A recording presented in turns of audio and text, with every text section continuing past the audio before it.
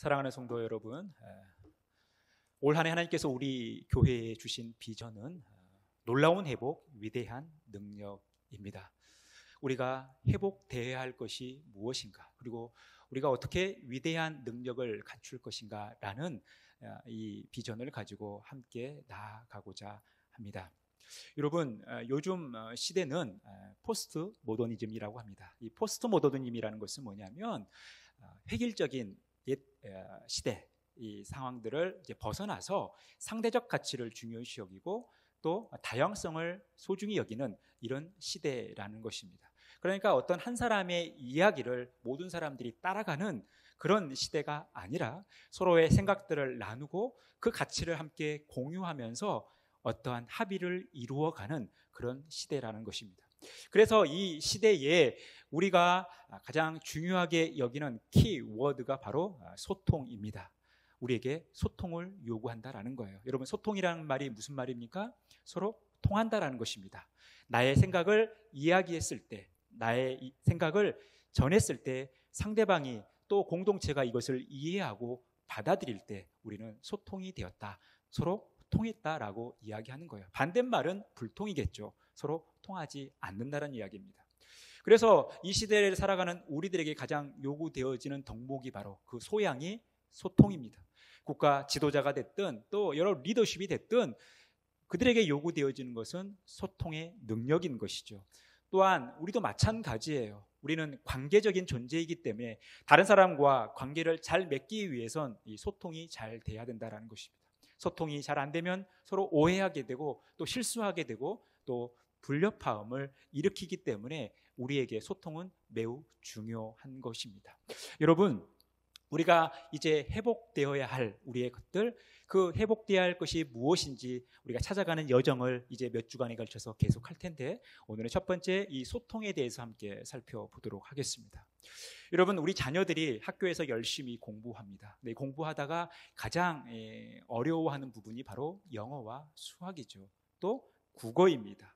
국어는 우리나라 말이기 때문에 잘할 것 같지만 사실 국어가 굉장히 어려운 부분이 있어요. 왜냐하면 이 국어 시험 문제의 출제자의 의도를 잘 알지 못한다면 이 문제를 푸는 것이 쉽지 않기 때문에 그렇습니다.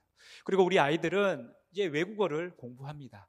영어 단어를 하루에 수십 개씩, 또 많게는 수백 개씩 단어를 암기하는 이런 시대를 살아가고 있어요. 그리고 수능 시험을 보기 위해선 이 영어 외에 또 제2 외국어를 해야 되기 때문에 아이들의 고충이 이만저만이 아닙니다. 그러다 보니까 사실 원망도 하죠. 저 역시도 그랬고, 하나님을 섬기는 우리들이 그 원망의 대상을 어디에서 찾냐면 성경에서 찾는 거예요. 바로 오늘 우리가 살피고 있는 창세기 11장에서 찾는 겁니다.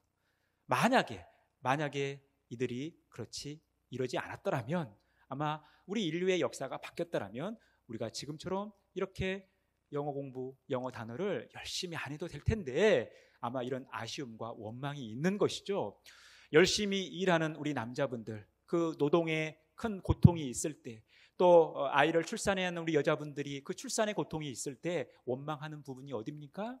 창세기 3장이에요. 아담과 하와가 사고만 치지 않았더라면 우리가 이 고생을 안 할 텐데 왜 그랬을까 하는 이 아쉬움과 원망이 있는 거예요. 우리의 자녀들이 영어를 공부하면서 영어 단어를 암기하면서 그 고통을 겪으면서 바로 원망하는 것이 바로 오늘 본문의 말씀인 거예요. 여러분, 그러면 언어가 통한다고 해서, 언어가 다 같다고 해서 그러면 잘 통하느냐? 그렇지 않다라는 거예요. 물론 언어의 장벽이 소통을 막기도 하지만, 소통하고 싶지만 언어의 장벽 때문에 소통을 못하는 경우도 있지만, 같은 언어권 안에서도 같은 언어를 사용한다 할지라도 소통이 잘 안 되는 거예요. 왜냐하면 서로의 관점이 다르고 서로의 가치가 다르고 그동안 살아온 삶의 배경이 다르기 때문에 서로 다른 가치관을 얘기하기 때문에 소통이 안 되는 경우가 많습니다. 그렇다면 이 소통의 문제를 우리가 어떻게 해결해야 될 것인가? 오늘 본문 말씀을 살피면서 함께 그 은혜를 나누고자 합니다. 오늘 본문은 당시 상황이, 이 세상의 상황이 어떠한 상황인지를 보여주고 있어요. 우리 1절 말씀 보시면 온 땅의 언어가 하나요 말이 하나였더라. 이 세상은 언어가 하나였고 말이 하나였다라는 거예요. 여러분 얼마나 좋은 세상입니까? 얼마나 좋았던 세상이에요? 언어가 하나이다 보니까 서로 잘 통할 수 있는 거 아니겠습니까? 지금 우리 아이들처럼 하루에 수십 개씩 수백 개씩 영어 단어 외우지 않아도 되고, 우리가 외국 여행하기 위해 영어 회화책 들고 다니지 않아도 되고, 영어 번역기, 영어 통역기 어플을 우리 핸드폰에 깔지 않아도 되고, 여러분 얼마나 좋았던 시절이에요? 그러면 여러분 이 시절이 그립습니까? 그렇진 않죠. 또 지금 이 시대에 우리가 살아가고 있는 삶의 모습은 또 다른 가치를 우리에게 주기 때문에 꼭 그리운 것만은 아닙니다. 근데 여러분, 상황이 사실은 이 언어적 측면으로 봤을 때는 참 부러운 시절이었죠. 여러분, 그런데 좋은 게 다 좋은 것은 아니에요. 같은 언어를 쓰고 있기 때문에 서로 통하지만 소통이 잘 된다고 해서 여러분 항상 좋은 것은 아니라는 거예요. 이 소통을 통해서 문제가 발생하는 거예요. 뭐냐면 이 소통이 잘 되다 보면 잘못된 의도를 가지고 잘못된 공동의 목적을 설정하고 잘못된 행위를 함께 할 수 있기 때문에 이 좋은 것이 항상 좋은 것만은 아니라는 거예요. 그래서 그들이 한 행위가 무엇입니까? 3절에서 4절 말씀이에요.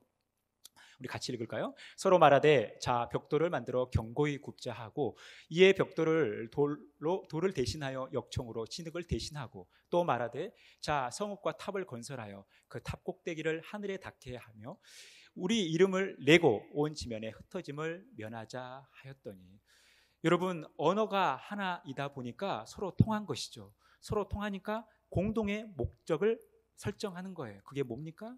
우리가 서로 탑을 쌓자라는 거예요. 성읍을 짓자라는 거예요. 그리고 그 탑을 하늘에 닿게 해서 우리의 이름을 내고 우리가 흩어짐을 면하게 하자라는 거예요. 그들은 서로 통했지만 잘못된 의도를 가지고 잘못된 목적을 설정하고 잘못된 일을 함께 하는 거예요. 집단적으로 하나님께서 원하지 않는 일을 한다라는 거예요. 그래서 그들이 의도한 대로 그들의 목적대로 다 되었습니까? 그렇지 않습니다. 8절에서 9절 말씀 같이 한 목소리로 읽겠습니다. 여호와께서 거기서 그들을 온 지면에 흩으셨으므로 그들이 그 도시를 건설하기를 그쳤더라. 그러므로 그 이름을 바벨이라 하니 이는 여호와께서 거기서 온 땅의 언어를 혼잡하게 하셨습니다. 여호와께서 거기서 그들을 온 지면에 흩으셨더라. 아멘. 여러분, 그들이 원하는 대로 됐습니까? 되지 않았습니다. 그들은 탑이 건설되어지는 것, 도시가 건설되어지는 것을 멈출 수밖에 없어요. 왜 그렇게 됐습니까? 하나님께서 못하게 하셨기 때문에 그래요. 하나님께서 그들의 언어를 혼잡하게 하셨기 때문에, 하나님께서 그들을 지면에 흩으셨기 때문에 그들이 원하는 대로, 그들이 목적대로 하지 못했다라는 거예요. 그러면 하나님께서 이 인간들에게 행하신 그들의 언어를 혼잡하게 하고 그들을 온 지면에 흩으신 이 일은 그들에게는 징계입니까? 아니면 하나님의 은혜입니까? 그들이 지금 당하고 있는 이 일은 그들에게 불행입니까? 아니면 그들에게 행복이 될 수 있겠습니까? 여러분, 왜 하나님께서는 이 일들을 하셨을까요? 하나님이 하시는 일에는 항상 목적이 있어요. 하나님은 그냥 즉흥적으로 하시는 것이 아니라 어떠한 일을 행하심에 있어서 늘 목적이 있다라는 거예요. 그러면 하나님께서 어떤 목적을 가지고 오늘 탑을 쌓고 있는, 성읍을 짓고 있는 이들에게 언어를 혼잡하게 하고 지면에 흩어지게 함으로 이 그들의 하는 일들을 다 멈추게 했겠냐라는 거예요. 그 목적을 우리가 찾아가면 정말 하나님께서 원하시는 소통의 의미가 무엇인지, 그 비결이 무엇인지를 알게 된다라는 것입니다. 그 답을 5절에서 말씀하고 있어요. 우리 같이 읽어볼까요? 여호와께서 사람들이 건설하는 그 성읍과 탑을 보려고 내려오셨더라. 여러분, 이것은 무엇입니까? 하나님께서 내려오셨다라는 것은 뭐예요? 하나님께서 임재하셨다라는 거예요. 그러면 여러분, 하나님께서 이 바벨 탑을 쌓고 있는, 탑과 성읍을 짓고 있는 이들에게 하나님께서 내려오신 게, 하나님의 임재가 어떤 의미를 주냐라는 거예요. 그 의미를 우리가 이해하기 위해선 오늘 본문 전체를 한눈으로 볼 필요가 있습니다. 여러분, 히브리 문학에는 여러 문학 양식이 있는데 가장 대표적인, 그래서 우리가 성경을 이해할 때도 이 문학 형식을 잘 이해하면 성경을 잘 이해할 수가 있어요. 그게 뭐냐면 교차 대구법이라는 거예요. 이 교차대법이라는 것은 무엇이냐면 어떤 한 부분을 기준으로 해서 앞, 뒤가, 전, 후가 서로 대칭을 이룬다라는 거예요. 비슷한 점을 통해 대칭을 이루기도 하고 서로 다른 점을 통해서 대칭을 이루기도 한다라는 거예요. 우리가 오늘 묵상하고 있는 창세기 11장은 오늘 이 5절 말씀을 기준으로 대칭을 이루고 있다라는 거예요. 화면을 보시면 1절에서부터 4절 또 5절에서부터 9절이 이 5절을 중심으로 서로 대칭을 이루고 있다라는 것입니다. 여러분, 복잡하지만 이것을 간단하게 바라보면 하나님의 임재, 이 하나님의 내려오심을 기준으로 바벨탑을 쌓는 인간과 그 바벨탑을 허무는 하나님의 모습이 묘사되고 있다는 거예요. 여러분, 이 교차대국법을 통해서 오늘 본문이 우리에게 분명히 보여주고 있는 메시지가 있다는 거예요. 의미가 있다는 거예요. 그 의미가 무엇이냐라는 것입니다. 우리가 그 의미를 이해하기 위해서 오늘 이 11장뿐만 아니라 이 11장을 감싸고 있는 전후 문맥을 살펴볼 필요가 있어요. 여러분, 하나님의 인재를 기준으로 바벨탑을 쌓는 인간과 바벨탑을 허무는 인간의 모습이 대조를 이루고 있습니다. 그런데 이 바벨탑을 쌓는 인간의 모습 앞에 무엇이 등장하면 족보가 등장해요. 그리고 바벨탑을 허무는 하나님 모습 뒤에 족보가 등장합니다. 어떤 족보가 등장하냐면 셈의 족보가 등장해요. 셈의 후손으로 예벨이라는 사람이 있는데 그 예벨이 두 아들을 낳게 되는데 벨렉과 욕단을 낳게 돼요.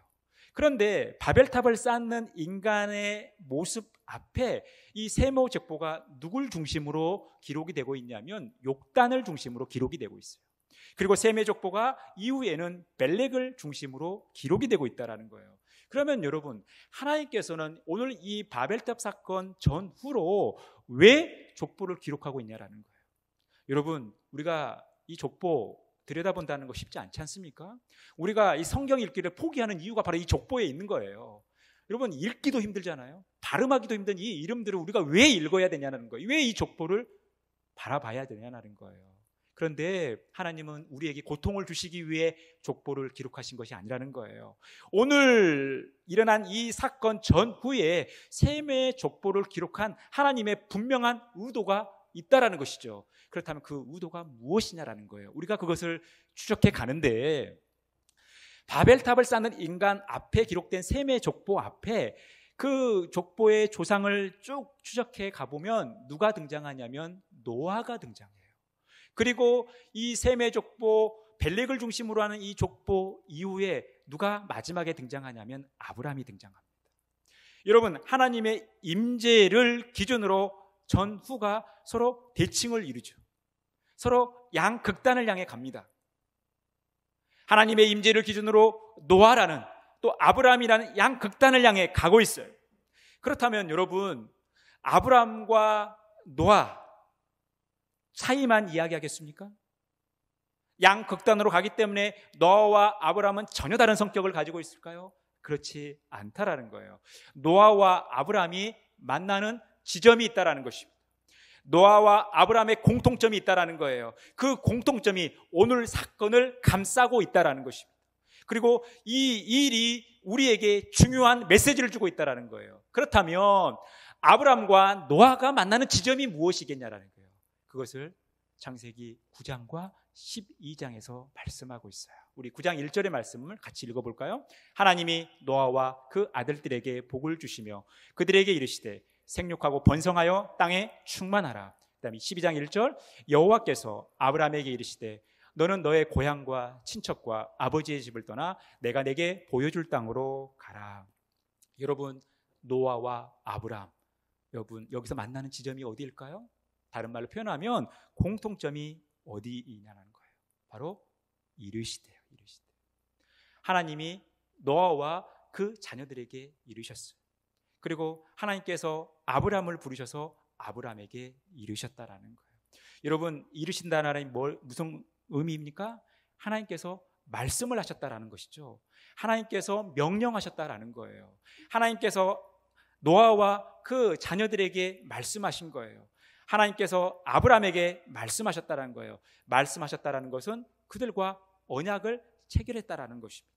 그런데 여러분 9장 1절에서만 머물러 있지 않고 이 이르시되가 8절로 이어지고 12절로 이어지고 17절에 가면 또 이르시되라고 말씀하고 있어요. 그러면 하나님께서 노아와 그 자녀들에게 이르시되 또 이르시되라고 말씀하신 것은 노아가 하나님의 말씀을 못 알아들었기 때문에 계속해서 반복하신 걸까요? 아니면 노아가 하나님의 말씀을 알아듣고 있기 때문에 계속해서 말씀하고 계실까요? 알아들었기 때문에 하나님께서 계속 말씀하신 거예요. 알아들었다는 것은 뭡니까? 노아와 하나님이 서로 소통이 잘 되었다라는 것이죠. 또한 아브람도 12장 1절에 이르셨는데 12장 4절에 가면 아브람이 여호와의 말씀을 따라갔다라는 거예요.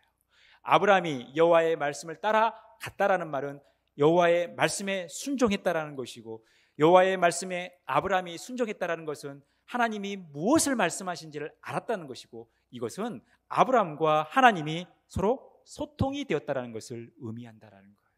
여러분, 오늘 바벨탑 사건을 중심으로 해서 좌우 전후가 무엇으로 감싸고 있냐면 하나님이 인류를 대표하는 아브람 또 노아와 소통하고 있는 모습을 보여주고 있다는 거예요. 여러분, 이것은 무엇을 의미합니까? 하나님께서 노아를 통해서 하나님은 말씀하기를 원하셨고 언약을 체결하셨어요. 그러니까 여러분, 이 언약이라는 것은 아브람도 마찬가지지만 언약이라는 것은 소통이 돼야 언약이 체결되어지는 거 아닙니까? 여러분, 서로 통해야지 약속을 하는 거 아니겠어요? 그런데 노아와 그 아들들까지는 이 하나님의 약속을 지키면서 그 약속대로 그대로 살아가면서 하나님과 원활한 소통을 이루었는데, 이후에 그 후손들이 이제 하나님과 소통하지 않은 거예요. 하나님께서 불통한 거예요. 하나님과 불통한 거예요. 그래서 그것이 어디까지 왔냐면 오늘 이 신할 평지까지 왔다라는 거예요. 바로 이 인간의 불통의 최절정이 이 신할 평야, 그들이 탑과 성읍을 쌓는 곳에서 절정을 이루고 있다라는 거예요. 그때 하나님께서 임재하셔서 그들의 언어를 혼잡하게 하고 또 그들을 지면에 흩으심으로 다시 인간과 소통하기를 원하셨다는 거예요. 그 시작이 누구를 부르시면서? 아브라함을 부르시면서 소통을 시작하셨는데, 사실 그 시작의 출발점은 무엇이냐면 하나님의 내려오심, 하나님의 임재라는 거예요. 그러니 하나님의 임재는 불통을 종식시키고 우리 인간과의 불통을 종식시키고 다시 인간과의 소통을 시작하는 하나님의 은혜인 거예요. 그러니 여러분, 하나님께서 오늘 임재하셔서 그들의 언어를 혼잡하게 하고 그들을 온 지면에 흩으신 이 일은 하나님의 징계입니까? 하나님의 은혜입니까? 우리 인간을 향한 하나님의 은혜라는 것입니다. 이 은혜 속에서 우리 인간이 살아가게끔 하나님께서 배려하신 거예요. 여러분, 창세기 9장에서부터 이 시장은 인간의 소통, 하나님과의 이 소통이 이제 불통으로 바뀌면서 다시 하나님께서 소통을 시작하시는 이 일을 보여주고 있다는 거예요. 여러분, 이 9장에서부터 족보가 시작되지 않습니까? 노아와 그 후손들의 족보가 시작이 되는 거예요. 그리고 11장까지 이어집니다. 그런데 여러분, 9장에서 이 11장까지의 이 족보의 내용을 보면 대표적인 인물이 누굽니까? 노아와 아브람이잖아요. 그러면 여러분들에게 퀴즈를 내겠습니다. 노아와 아브람은 동시대의 사람일까요? 아니면 다른 시대의 사람일까요? 다른 말로 표현하면 한 시대, 한 상황 속에서 같이 살았을까요? 같이 살지 않았을까요? 여러분, 오늘 족보가 굉장히 많은 인물들이 등장하기 때문에 이게 따로따로 생각할 수 있는데, 다른 시대 속에 노아와 아브람이 사는 것처럼 느껴지는 것 같지만 사실은 노아와 아브람은 58년이라는 시간을 같은 시대에 살았어요. 같이 살았다라는 거예요. 같이 땅에 존재했다라는 것입니다. 여러분, 이것이 무엇을 말합니까? 노아는 하나님과 소통하면서 그 후손들이 하나님과 소통하지 않고 불통하는 그 장면을 그렇게 목격하고 있었던 거예요. 아파하면서 죽음을 맞이했던 것입니다. 여러분, 우리 인간은 우리 인간과의 소통보다도 더 중요한 게 하나님과의 소통이라는 거예요. 아무리 인간끼리 서로 소통이 잘 된다 할지라도 우리 인간의 연약함, 우리 인간의 죄성 때문에 잘못된 의도를 가지고 그것을 공유하고 공통점을 찾고 공동의 목적을 설정하고 같이 움직인다고 해서 여러분 이게 다 좋은 게 아니라 문제를 발생한다라는 거예요. 여러분 그것을 우리는 오늘 본문에서 보여주고 있다라는 것입니다. 그러니 중요한 것은 인간과 인간의 소통이 아니라 하나님과 우리 인간의 소통이라는 거예요. 그래서 그 문제와 원인을 항상 우리가 하나님과의 관계 속에서 찾아야 한다라는 거예요. 그렇다면 그들이 왜 하나님과 불통하게 되었냐라는 거예요. 왜 그들이 불통의 역사를 시작하게 되었냐라는 것입니다. 우리 2절 말씀 보시면요. 이에 그들이 동방으로 옮기다가 시날 평지를 만나 거기 거류하며. 그들이 시날 평지에 갔습니다. 그런데 시날 평지에 가기까지 어떤 과정이 있어요? 그들이 동방으로 옮겼다라는 거예요. 이 동방이란 말, 이 케뎀이라는 단어는 에덴의 동편을 의미하는 것입니다. 여러분 하나님께서 천지를 창조하시고 에덴 동산을 창설하시지 않았습니까? 그러면서 거기에 아담과 하와의 보금자리를 그곳에 허락하셨고 하나님은 그곳에 임재하셨어요. 그런데 이 아담과 하와가 에덴 동산에서 쫓겨나고 이 에덴으로 향하는 밖에서 에덴으로 향하는 문을 어디에 만들어요? 동쪽에 만들어요. 그 동쪽에서 그룹들과 여러 존재들을 통해서 지키게 해서 이 생명의 길로 들어가는 것을 막죠. 그래서 이 에덴의 동쪽으로 갔다라는 것, 이 동쪽으로 그들이 향했다라는 것은 하나님으로부터 멀어졌다라는 것을 의미하는 거예요. 그러니까 여러분 성경에서 동쪽이라는 표현, 이 동이라는 표현은 항상 부정적인 의미예요. 하나님의 관점으로 봤을 때 하나님과의 관계가 더 멀어졌다라는 것을 의미합니다. 여러분 하나님으로부터 멀어지면 문제가 생기는 거예요. 하나님으로부터 멀어지면 하나님과의 관계가 희미해지는 거예요. 하나님으로부터 멀어지면 하나님의 말씀이 희미해지는 거죠. 하나님의 말씀을 지키지 않는 거예요. 하나님 말씀에 순종하지 않는 것이죠. 왜요? 하나님과의 관계가 멀어지다 보니까 하나님과의 소통이 안 되니 하나님께서 원하시는 것을 모르지 않습니까? 그러니 문제가 발생하는 것이죠. 오늘 이 시날 평지에 모여 사는 이들이 탑을 쌓고 성읍을 짓는 이 행위로 인해서 하나님과의 불통의 절정을 이루고 있다라는 거예요. 결국 그들이 하나님으로부터 멀어졌기 때문에 이 일들이 일어난 거예요. 그래서 여러분 우리도 하나님과 멀어지면 안 돼요. 하나님으로부터 멀어져서는 안 되는 거예요. 하나님과 멀어지면 우리가 하나님과 소통이 안 되는 것입니다. 그래서 우리가 늘 하나님을 가까이 하는 삶을 살아가야 한다라는 거예요. 여러분 그러면 하나님과 멀어지면 우리에게 어떤 일이 발생하는가? 하나님으로부터 멀어져서 점점 동쪽으로 이동했던 그들에게서 어떤 문제가 발생하냐는 거예요. 여러분 우리가 가까이서 창세기 4장 16절에 보면 가인이 아벨을 죽이죠. 아벨을 죽이고 나서 그가 어디에 거합니까? 놋 땅에 거해요. 그 놋 땅이 그러면 어떤 곳이냐? 에덴 동쪽이에요. 그리고 창세기 13장 11절에 보면 아브람과 롯이 이제 갈라서게 됩니다. 그런데 이 롯이 어디를 선택하냐면 요단 동쪽을 선택해요. 그러면서 그가 동쪽으로 이동하는 거예요. 그러니까 이것은 그의 잘못된 선택과 함께 가인도 마찬가지고 롯도 마찬가지고 하나님으로부터 멀어지는 것이죠. 그래서 문제가 발생하는 거예요.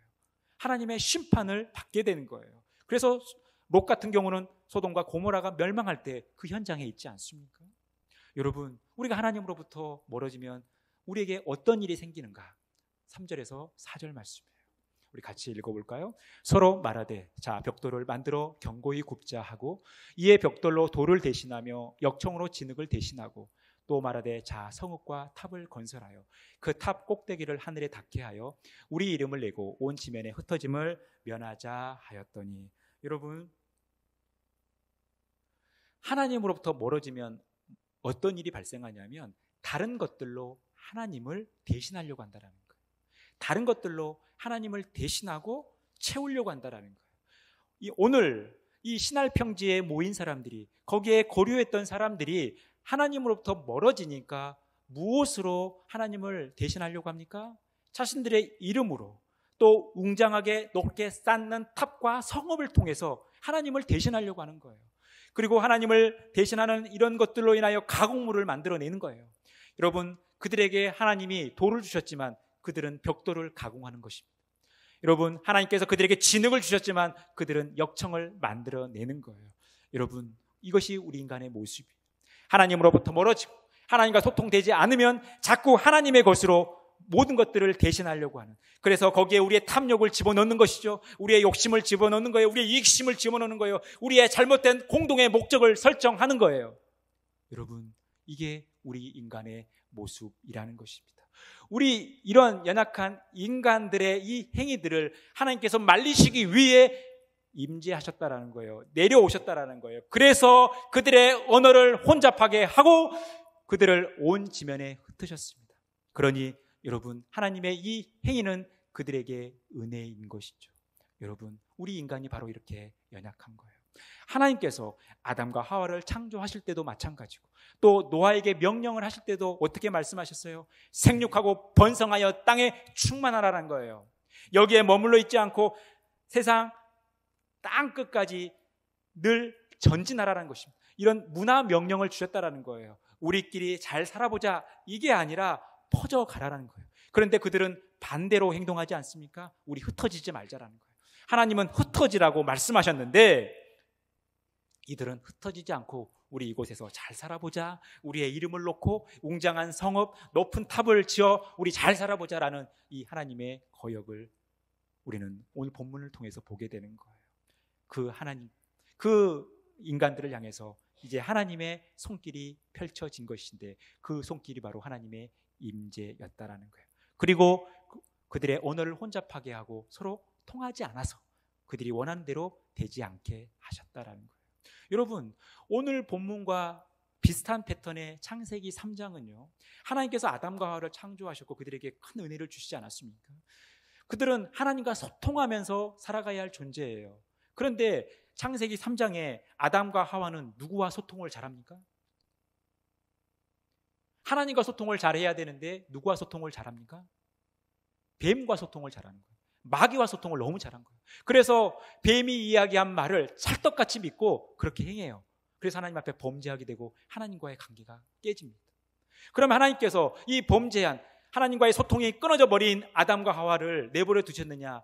그들을 구원하시는 거예요. 그럼 어떤 방식으로 구원하시냐? 그 첫 번째 단계가 무엇이냐면 여자와 뱀이 원수가 되게 하는 거예요. 여자의 후손과 뱀의 후손이 원수가 되겠다라는 거예요. 이것은 무엇입니까? 그들로 하여금 소통 못하게끔 하셨다라는 거예요. 하나님께서 그들의 언어를 혼잡하게 하고 그들의 온 지면에 흩으신 것은 뭐예요? 그들이 너무 잘 통하니까, 너무 소통이 잘 돼서 엉뚱한 일을 하니까 하나님께서 그들을 흩으신 거죠. 그들의 언어를 혼잡하게 하신 거예요. 이게 하나님의 은혜였다라는 거예요. 여러분, 하나님께서 이 아브라함을 통해서 다시 소통을 시작합니다. 하나님께서 아브라함에게 말씀하셔요. 그리고 아브라함은 소통을 잘했습니다. 아브라함뿐만 아니라 그 이후에 이삭, 야곱, 요셉, 유다, 하나님과의 소통을 잘 이루어가요. 우리 족장들 소통 잘합니다. 그리고 모세, 또 사사들, 또 여러 선지자들 소통을 잘하지만 이들뿐이었어요. 대부분의 이스라엘 백성들이 하나님이 그들과 소통하기를 원하셨지만 그들은 하나님과 불통했던 거예요. 하나님께서 이렇게 말씀하시면 절대 그렇게 하지 않았어요. 하나님이 하지 말라고 하는 것만 자꾸 하는 거예요. 그러니 그들은 계속해서 타락의 길을 걸어갔고 하나님의 심판을 받게 되고, 이방의 막대기를 통해서 나라를 잃은 서름을, 70년간 포로 생활하는 이 서름을 겪게 돼요. 그런데 하나님의 이 심판은 그들을 향한 징계가 아니라 그들을 회복시키기 위한 하나님의 은혜라는 거예요. 그래서 하나님의 심판이라고 쓰고 하나님의 은혜라고 우리가 읽는 거예요. 하나님께서 이러한 일들을 계속해 오시다가 우리 인간의 한계를 보는 거예요. 아무리 하나님께서 말씀하시지만 하나님의 말씀에 귀를 기울이지 않고 자기들 멋대로 살아가는 우리 인간의 한계를 아시고 이제 급기야 이대로는 안 되겠다 싶어 하나님께서 누구를 보내십니까? 예수 그리스도를 보내시는 거예요. 그래서 예수 그리스도를 통해서 소통하기를 원하셨다는 거예요. 예수 그리스도가 하나님의 모든 요구를 다 이행하셨고 충족하셨기 때문에 우리는 이 예수 그리스도를 통해서, 우리는 비록 부족하고 연약하지만 하나님의 말씀을 들을 능력이 없지만 예수 그리스도를 통해서, 그분의 이름을 통해서, 그분의 십자가의 능력을 통해서 하나님께 나아가게 되는, 다른 말로 표현하면 하나님과 소통할 수 있는 길이 열린 거예요. 그래서 예수 그리스도께서 이 땅에 오셨고 우리를 위하여 십자가에 달려 죽으시고 부활하시고 승천하신 것입니다. 그리고 그 예수 그리스도는 가시면서 우리에게 성령을 보내주셨어요. 그리고 그 성령의 보내심을 통해서 하나님께서 우리와 소통하기를 원하시는 것을 말씀하셨어요. 그래서 여러 제자들과 사람들은, 믿음의 성도들은 이 예수님의 명령을 듣게 되는 거예요. 사도행전 1장 4절 말씀, 사도와 함께 모이사 그들에게 분부하여 이르시되 예루살렘을 떠나지 말고 내게서 들은 바 아버지께서 약속하신 것을 기다리라. 아버지께서 약속하신 게 뭡니까? 바로 성령이죠. 성령께서 우리에게 오실 것을, 하나님께서 성령을 보내실 그 약속을 기다리고 있으라는 거예요. 그때 그들은 기도하면서 예수님의 말씀대로 합니다. 2장 1절과 4절 말씀, 오순절 날이 이미 이름에 그들이 다 같이 한 곳에 모였더니 그들이 다 성령의 충만함을 받고 성령이 말하게 하심을 따라 다른 언어들로 말하기를 시작하니라. 그들이 이제 하나님의 약속을 기다리고 있을 때 하나님께서 그 약속을 성취하시는 거예요. 성령을 보내신 거예요. 성령이 강림하신 거예요. 그래서 그 성령 충만함으로 각기 다른 말로 말하기를 시작하는 거예요. 그런데 그들이 말하는데 이상한 점이 있어요. 특징이 있어요. 그게 11절이에요. 우리 같이 읽어볼까요? 그레데인과 아라비아인들이라 우리가 다 우리의 각 언어로 하나님의 큰 일을 말함을 듣는도다 하고, 그들이 각각 자기의 언어로 하나님의 큰 일을 말하는 거예요. 여러분, 이것은 무엇을 말합니까? 그들의 언어로 하나님의 일을 말하고 있다는 것은 그들이 지금 하나님과 통하고 있다는 거예요. 또 하나는 그들이 각각 자기의 언어, 자기 지역의 언어로 이야기하지만 서로 알아듣는 거예요. 저와 외국인이 대화를 하는데, 여럿이 모여서 얘기하는데 저는 한국말로 하고 그 외국인은 자기 나라 말로 하는데 그렇게 말을 하는데도 서로 알아듣는 거예요. 여러분, 이것은 무엇을 의미합니까? 서로 통했다라는 거예요. 인간끼리도 서로 통했다라는 거예요. 하나님과 소통이 되었고 우리 인간이 서로 소통하게 됐다라는 거예요. 바벨탑 사건을 통해서 이 무너져버린 인간과 인간의 소통도 이제 하나님께서 임재하시고 소통하기를 시작하시면서 예수 그리스도를 보내시고 또 성령을 보내주셔서 하나님과 우리와의 소통을 회복시켜 주신 것뿐만이 아니라 우리 인간과 인간의 소통도 회복시켜 주셨다는 거예요. 이것이 마가의 다락방 오순절에 일어난 사건이라는 것입니다. 사랑하는 성도 여러분, 하나님께서 이 우리의 소통을 회복시켜 주신 것입니다. 사랑하는 성도 여러분, 여러분들은 지금 이 신할 평지에 계십니까? 아니면 마가의 다락방에 계십니까? 얼마나 여러분들이 하나님의 임재를 사모하면서 하나님의 임재 가운데 살아가고 계십니까? 여러분, 우리의 소통의 키워드는 어디에 있냐면 하나님의 임재라는 거예요. 그래서 하나님께서 이 신할 평지에 바벨탑을 쌓고 있는 그 현장에 오셨고 임재하셨고 예수 그리스도를 그 소통을 위해서 우리에게 보내셨고 성령께서 강림하셔서 우리의 소통을 회복시켜 주셨다라는 거예요. 그러니 여러분은 우리는 그 임재 현장에 있어야 되는 거예요. 성령 충만한 가운데 우리는 그 하나님의 임재 현장에 있어야 된다는 것입니다. 성령 충만한 가운데 우리가 하나님께서 임재하시는 예배의 현장, 하나님께서 역사하시는 기도의 현장, 하나님께 찬양하는 그 찬양의 현장, 하나님을 생각하는 하나님과 동행하는 그 현장에 여러분 우리가 성령 충만한 가운데 있을 때에 하나님과의 원활한 소통을 이룰 수 있다는 거예요. 사랑하는 성도 여러분, 이 소통이 회복되어지기를 간절히 축원합니다.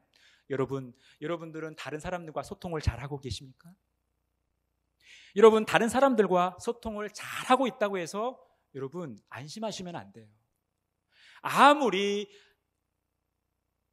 사람들끼리 소통이 잘 된다 할지라도 하나님과 소통이 되지 않으면 오늘 본문 말씀처럼 그들이 잘못된 의도를 가지고 잘못된 목적을 갖는데 공동의 목적을 가지고 공동의 이익을 위해서 함께 움직이는 거예요. 그러니까 한 개인이 하나님 앞에 범죄하는 차원이 아니라 집단적으로 하나님 앞에 범죄하는 엉뚱한 일을 하는 그 결과를 초래하는 거예요. 그러니 여러분, 다른 사람과 소통이 잘 된다 할지라도 이 소통이 바른 소통인가, 하나님께서 원하시는 소통인가를 늘 점검하셔야 되는데 바로 하나님과의 소통을 통해서 그 문제점을 찾으셔야 된다는 거예요. 여러분, 다른 사람과 소통이 어렵습니까? 다른 사람과 소통하는데 어려움이 있습니까?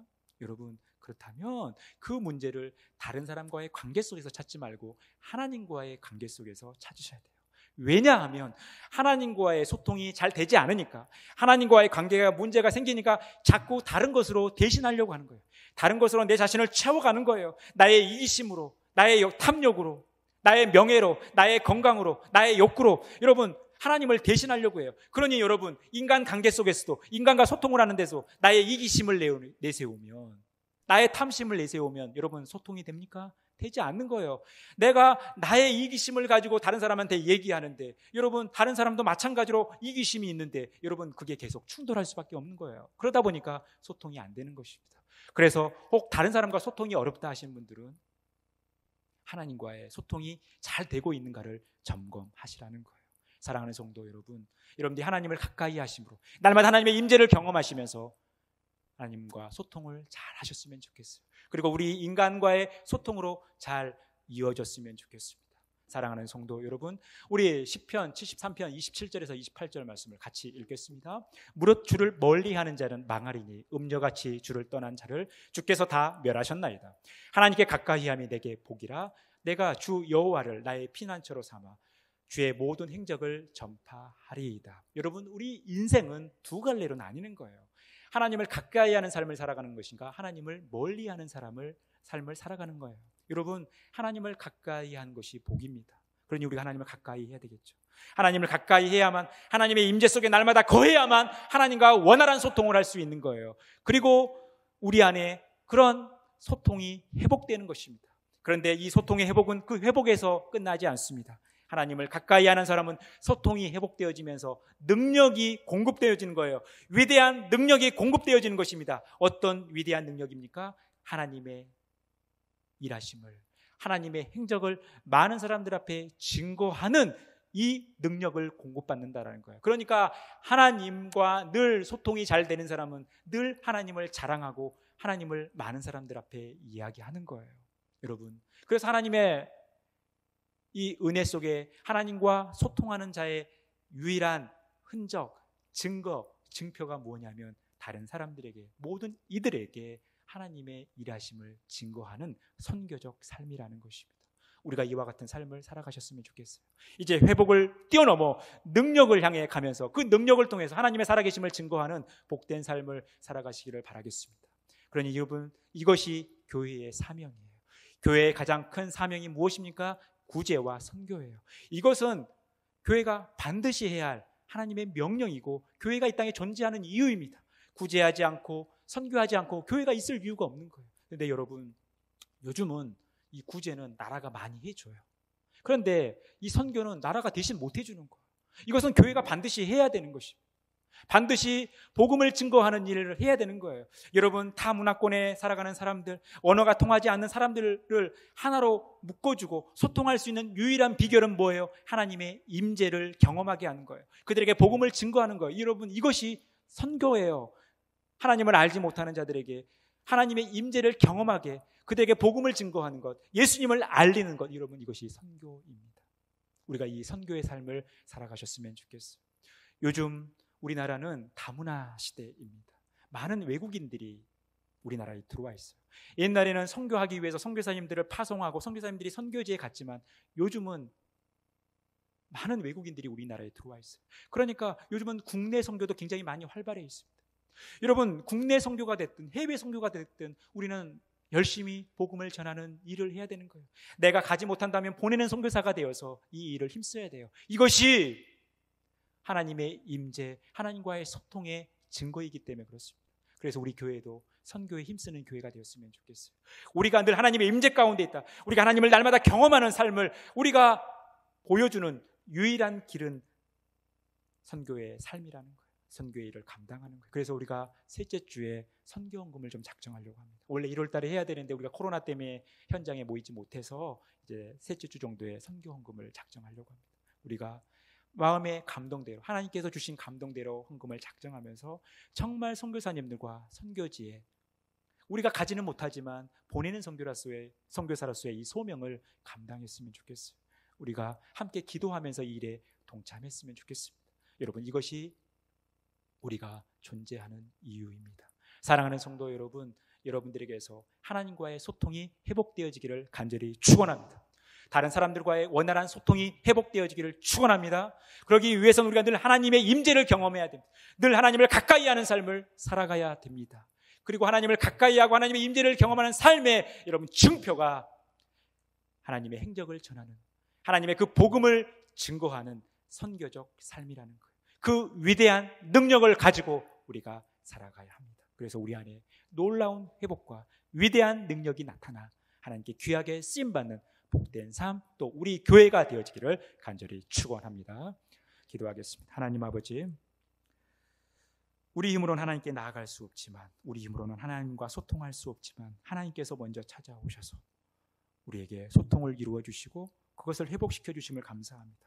하나님, 우리가 이 소통의 회복에서 머물러 있지 않고 하나님께서 우리에게 주신 위대한 능력을 가지고 선교적 삶을 살아가는 복된 인생 다 될 수 있도록 역사하여 주시옵소서. 모든 말씀을 거룩하신 예수님의 이름으로 기도합니다. 아멘.